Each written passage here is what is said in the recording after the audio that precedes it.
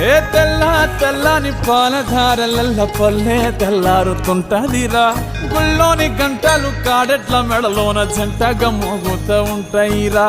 నాగలి భుజాన పెట్టుకుంటే దోస్తులు చెయ్యేసినట్టేరా కొట్టు గోదా పక్కన ఉంటే కొండంత బలగం ఉన్నట్టురా చల్లగాలి మోసుకొచ్చెరా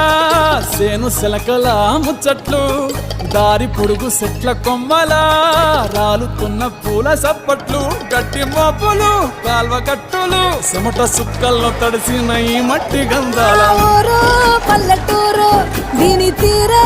అమ్మ తీరు కంగులోన కాసి పెట్టి కొడుకుకిచ్చే ప్రేమ వేరు